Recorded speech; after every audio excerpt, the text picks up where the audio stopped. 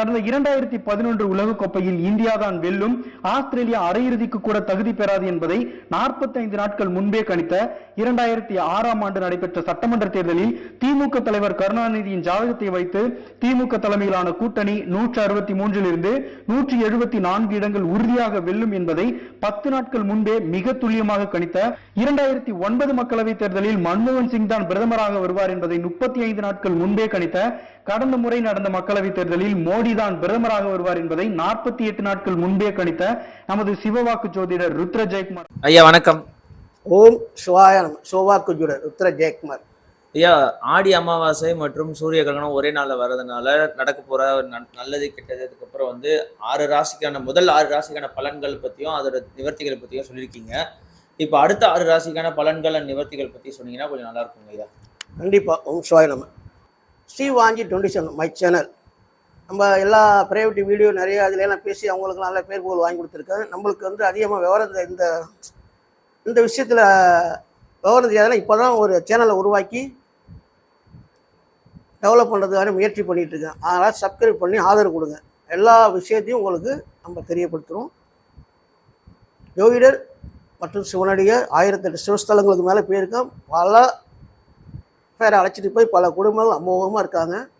அந்த அடிப்படையில் நிறைய ஆன்மீகம், விளையாட்டு, உலக விஷயங்கள், ஜாதக ரீதியாக உள்ள தோஷங்கள், குறைகள், திருமண தடை, புத்திர சம்பந்த தோஷம், கல்வியில் உயர்வு, எல்லா விஷயத்துக்கும் பரிகாரம் சொல்லி 100% நடந்திருக்கு.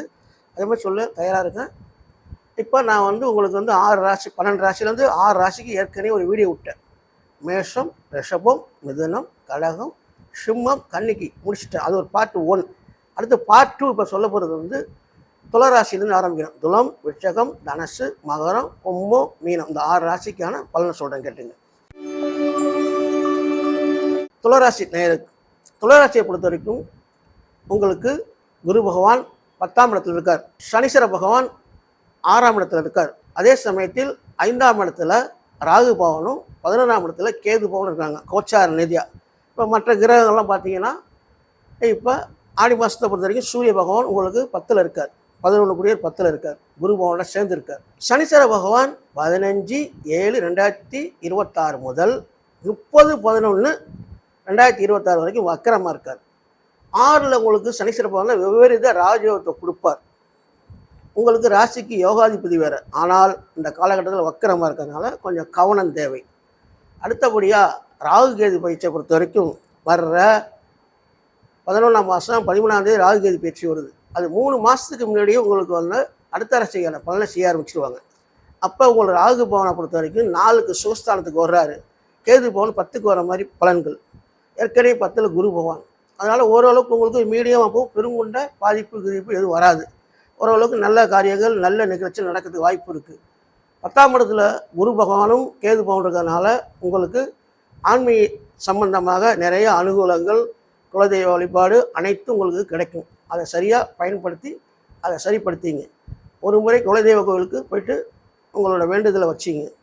அடுத்து ராகுபவன் 4ல் இருக்கனால துர்க்கை வழிபாடை விடாமல் பண்ணிட்டு வாங்க. பண்ணிட்டு வந்தீங்கன்னா உங்களுக்கு நல்ல யோகம், மேன்மை, சிறப்பு உண்டாகும். நன்றி, வணக்கம். ஓம் சிவாய நம. அமோகமாக இருக்கும். அடுத்து பார்த்தீங்கன்னா விருச்சக ராசி. விருச்சக ராசியை பொறுத்த வரைக்கும் உங்களுக்கு சனீஸ்வர பகவான் 5ஆம் இடத்துல இருக்கார். 15/7/2026 முதல் 30/11/2026 வரை 4.5 மாதம் சனீஸ்வர பகவான் வக்கரமாக இருப்பார். ராகு கேது பகவானை பொறுத்த வரைக்கும் ராகு பகவான் 4லையும் கேது பகவான் 10லையும் இருக்கார். அதே சமயத்தில் 11ஆம் மாதம் 13ஆம் தேதியிலேருந்து ராகு கேது பயிற்சி ஆக போகுது. ஆனால் ராகு கேது பயிற்சியை பொறுத்த வரைக்கும் 3 மாதத்துக்கு முன்னாடி அடுத்த ராசி பலனை கொடுக்க ஆரம்பிச்சிருவார். அப்போ உங்களுக்கு இது வரைக்கும் 4ல் ராகு இருந்து உடல் உபதைகள், காரிய தடைகளை ஏற்படுத்தினார். 3ஆம் இடத்துக்கான பலன் கொடுக்க போகிறாரு. அப்போ ராகு பகவான் கொடுத்தால், சனீஸ்வர பகவானும் ராகு பகவானும் கொடுத்தாங்கன்னா யாராலையும் அதை தடுக்க முடியாது. அப்போ நல்ல யோகங்கள், சிறப்பு. 10ஆவதுக்கு உங்களுக்கு குரு பகவான் 9ல் இருக்கார். வாழ்க்கையில் நினைச்ச காரியங்கள், நினைச்ச விதமான யோகங்கள், மேன்மைகள், சுபகாரியங்கள், சுப நிகழ்ச்சிகள் எல்லாமே கிடைக்கும். பொருள் சேர்க்கை எல்லாம் கிடைக்கும். பேர் புகழ் அந்தஸ்து கிடைக்கும். அதே மாதிரி கேது பகவான் 10ல் இருக்கார். 10ல் இருக்கிறதுனால தூர பயணங்கள், ஆன்மீக பயணங்கள் மிக சிறப்பாக அமையும். 9ல் வந்து இப்போ சூரியனும் குரு பவனும் இருக்காங்க. 10க்குரிய சூரியன் 9ல் இருக்கார். அதனால் இந்த ஆடி மாதத்தில் சில யோகங்கள், மேன்மைகள், லாபங்கள் கிடைக்கும். மற்றபடி ஒன்றும் பெரிய பாதிப்பு கிடையாது. உங்களுக்கு உங்கள் ராசியை பொறுத்த வரைக்கும் வேறு எந்த பிரச்சனையும் கிடையாது.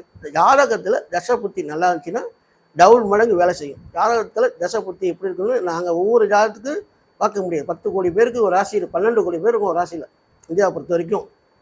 அப்போ ஒவ்வொருத்தோட லக்கணங்கள், ராசிகள், பிறந்த தேதி, நட்சத்திரம் மட்டும் ஒன்றா இருக்கும். லக்கணம் மட்டும் ஒன்றா இருக்கும், ராசி மட்டும் ஒன்றா இருக்கும். ஆனால் தசை புத்தி கிரக அமைப்பெல்லாம் மாறி இருக்கும். அப்போ நம்ம நேராக பார்த்தா தான் செய்ய முடியும். மற்றபடி உங்களுக்கு ஒன்றும் இல்லை. அமோகமாக இருப்பீங்க. நன்றி, வணக்கம். ஓம் சிவாய நம. அடுத்து இப்போ நம்ம சொல்ல போகிறது தனுசு ராசி. தனுசு ராசிக்காரங்கள் மிக மிக கவனமாக இருக்க வேண்டிய நேரம் இந்த காலகட்டம். அதாவது 15/7/2026 முதல் 30/11/2026 வரை 4.5 மாதம் கிட்டத்தட்ட இந்த காலகட்டத்தில் மிக மிக கவனம் தேவை. காரணம், உங்கள் ராசி அதிபதி குரு பகவான் 8ல் இருக்கார். அஷ்டமத்தில் குரு, 4ல் சனீஸ்வர பகவான் அர்த்தாஷ்டம சனி. அர்த்தாஷ்டம சனியில் அதுலேயும் வக்கரமாக இருக்கார் இந்த காலகட்டம். அது மட்டும் இல்லாமல் ராகு கேது பகவான், ராகு பகவான் 3லையும் கேது பகவான் 9லையும் இருக்கார்.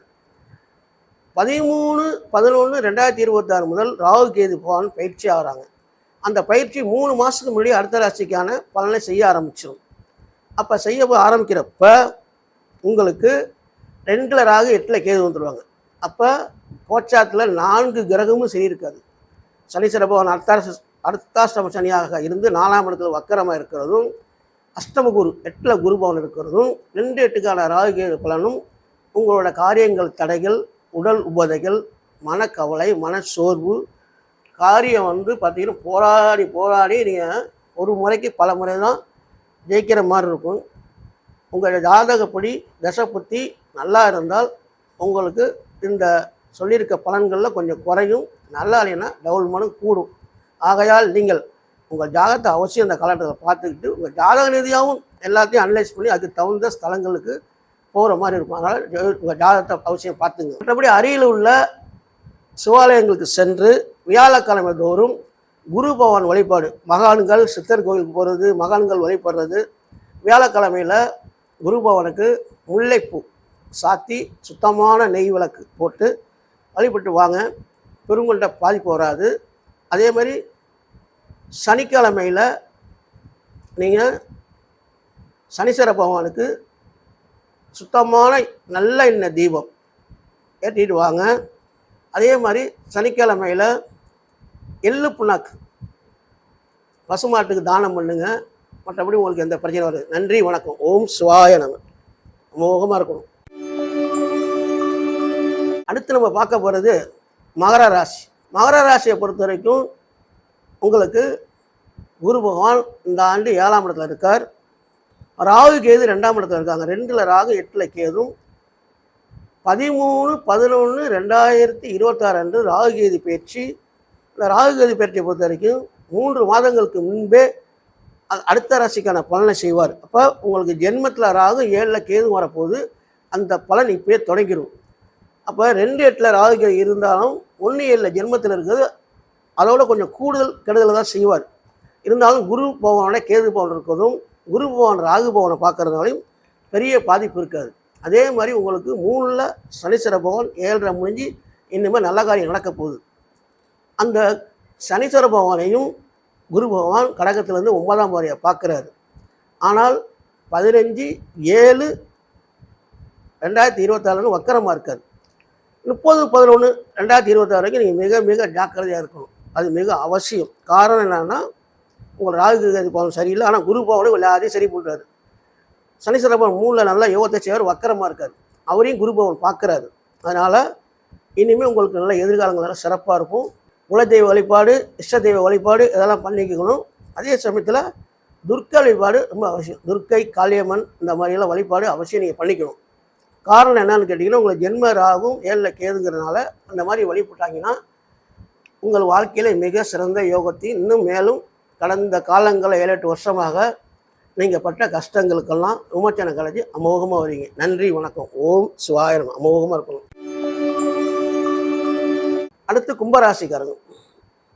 கும்பராசியை பற்றி சொல்கிறதுக்கு என்ன இருக்குது? 5-6 வருஷமாக படாத பாடு, தொழிலில் நஷ்டம், வீட்டில் பிரச்சனை, ஊரோட்டே ஓர நிலமை, கடன்கள், ஃப்ரெண்டு நண்பருக்குள்ள கெட்ட பேர், யாரையும் பேச்சுவார்த்தை இல்லை.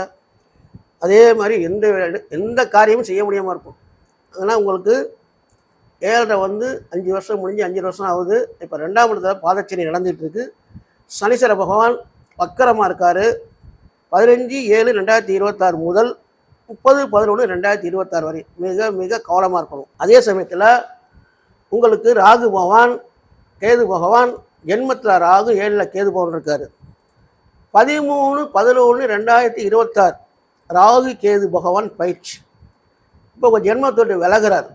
ஜென்மத்தொட்டு விலகினதுக்கப்புறம் அதுக்கு முன்னாடி 3 மாதத்துக்கு முன்னாடி அடுத்த ராசி பலனை செய்வார். ஆகையால் ராகு கேது பகவான், ராகு பகவான் ஜென்மத்தொட்டு 12ஆம் இடத்துக்கு போகிற மாதிரியும் 12 மாதம் தான் போவார். ஆனால் அதுக்கு முன்னாடி அந்த பலனை கொடுப்பார்.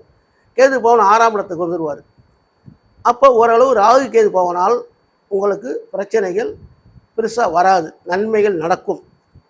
12ல் ராகு இருக்கனால வேற்று மதத்துக்காரங்கள், வெளிநாடு சம்பந்தமானது, இவங்களால யோகங்கள், லாபங்கள் கிடைக்கும். அதே சமயத்தில் 7ல் பாதச்சனையில் சனீஸ்வர வக்கரமாக இருக்கனால வண்டி வாகனத்தில் போகிறது, பாத்ரூம்பு, மாடிப்படி ஏறுறப்ப இதிலெல்லாம் ரொம்ப கவனம் தேவை. ஏனென்றால் அந்த பாதச்சனையில் கை கால் சம்பந்தமான காயங்கள் ஏற்பட்டு விலகணுங்கிற விதி இருக்குது. அதே மாதிரி உங்களுக்கு கும்பராசிக்கு 2/11 குரு 6ஆம் இடத்துல ரோணராசியில் இருக்கார். அப்போ மேலும் நீங்கள் கடன் படணும். ஏற்கனவே கடன் பிரச்சனைனால பிரச்சனை பெருசாகும். ஆகையால் நீங்கள் வியாழக்கிழமை தோறும் குரு பகவான் வழிபாடு அவசியம். குரு பகவான் வழிபட்டு குரு பகவானுக்கு வியாழக்கிழமையில் விளக்கு போட்டிங்கன்னா பிரச்சனை சால்வ் ஆகும். அதே மாதிரி சனீஸ்வர பகவானையும் நீங்கள் சனிக்கிழமையில் வழிபாடுங்கள்.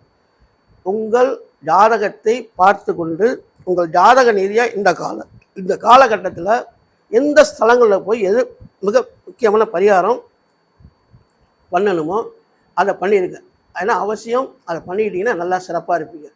மற்றபடி வியாழக்கிழமையும் சனிக்கிழமையும், வியாழக்கிழமையில் குரு பகவான் வழிபாடும், மகான்கள் வழிபாடு, சித்தர்கள் வழிபாடு, சனிக்கிழமையில் சனீஸ்வர பகவான் வழிபாடு, அதே மாதிரி பைரவர் பூஜையில் கலந்துக்குங்க. பெருங்கொண்ட பாதிப்பான விலை அமோகமாக இருப்பீங்க. நன்றி, வணக்கம். ஓம் சிவாய நம. மீனராசியை பொறுத்த வரைக்கும் உங்களுக்கு ஜென்மத்தில் இப்போ சனீஸ்வர பகவான் இருக்கார். அதில் இந்த காலகட்டத்தில் 15/7/2026 முதல் 30/11/2026 வரைக்கும் சனீஸ்வர பகவான் வக்கரமாக இருக்கார். இந்த காலகட்டத்தில் கொஞ்சம் கவனமாக இருக்கணும். தேவையில்லாத வம்பு வழக்கு, வண்டி வாகன சம்மந்தமான பிரச்சனைகள், மறதி, இந்த மாதிரிலாம் வரும். அதெல்லாம் தேவையில்லாமல் பழக்க வழக்கங்கள் இதெல்லாம் வச்சுக்கக்கூடாது. குரு பகவானை பொறுத்த வரைக்கும் உங்களுக்கு 12 வருஷத்துக்கு ஒரு 5ஆம் இடத்துக்கு வருவார். 5ல் இருக்கார், நல்லதே செய்வார். அதே சமயத்தில் ராகு கேது பகவான் பயிற்சியாக போகுது. 13/11/2026 முதல் 3 மாதத்துக்கு முன்னாடி அது விலையை செய்ய ஆரம்பிச்சிருவார். மீனராசியை பொறுத்த வரைக்கும் 12ல் ராகு. அப்போ 11க்கு போனதுக்கான அர்த்தம், 11ல் ராகு போனதுக்கப்புறம் மிகப்பெரிய யோகங்கள், லாபங்கள், மேன்மைகள், நினைச்ச காரியங்கள் ஜெயமாகும். அதே சமயத்தில் குரு பகவான் 5ல் இருக்கார், நல்லதே செய்வார். 5ஆம் இடத்துல கேது பகவான் வருவார். 5ல் கேது வர்றப்ப வயிறு சம்பந்தமான பிரச்சனை, ஸ்கின் சம்பந்தமான பிரச்சனை ஏற்படுத்துவார். மிக கவனமாக இருக்கும். குரு பகவான் 5ல் இருக்கிறதுனால பூர்வ புண்ணியம், குலதெய்வ சம்பந்தமான குலதெய்வ வழிபாடு பண்ணுறது மிக சிறப்பு, உத்தமம். மற்றபடி சனிக்கிழமை தோறும் சனீஸ்வர பகவானுக்கு சிவஸ்தலங்கள் சென்று சிவஸ்தலங்களில் உள்ள அனைத்து தெய்வங்களையும் வணங்கிட்டு, சிவன், அம்பாள், தட்சிணாமூர்த்தி பகவான், துர்க்கை அம்மாள், முருகப்பெருமான், வருஷத்துல விநாயகர் பகவான் எல்லாரையும் கும்பிட்டுட்டு பைரவரை வழிபட்டுட்டு நவகிரகத்தை சுற்றி சனீஸ்வர பகவானுக்கு நல்லெண்ணெய் தீபம் போட்டு சாமி கும்பிட்டு வாங்க. எல்லாம் நல்லபடியாக இருக்கும். ஒரு முறை குலதெய்வம் கோவில் போகணும். அதே மாதிரி திருநள்ளாறு போய் நல திருத்தத்தில் குளித்து உங்களோட பழைய உடைகளை ஓரமாக எடுத்து வைத்துவிட்டு குளிச்சுட்டு வேறு ட்ரெஸ்ஸை மாற்றிக்கிட்டு நல விநாயகருக்கு தேங்காய் வாங்கி திருஷ்டி கழிக்கணும். இந்த சைடு 3, இந்த சைடு 3, ஆப்போசிட்டில் 3, இந்த சைடில் 3 சுற்றி தேங்காய் உடைச்சிட்டு நல விநாயகரை வணங்கி விட்டு திருநள்ளாறு கோயிலுக்கு சென்று உள்ளே சிவபெருமானையும் அம்பாளையும் தரிசனம் பண்ணி சனீஸ்வர பகவானை தரிசனம் பண்ணிவிட்டு வெளியில் ஒரு 3 பேருக்கு அன்னதானம் பண்ணிட்டு வாங்க. அமோகமாக இருக்கும். நன்றி, வணக்கம். ஓம் சிவாய நம. அமோகமாக இருக்கும்.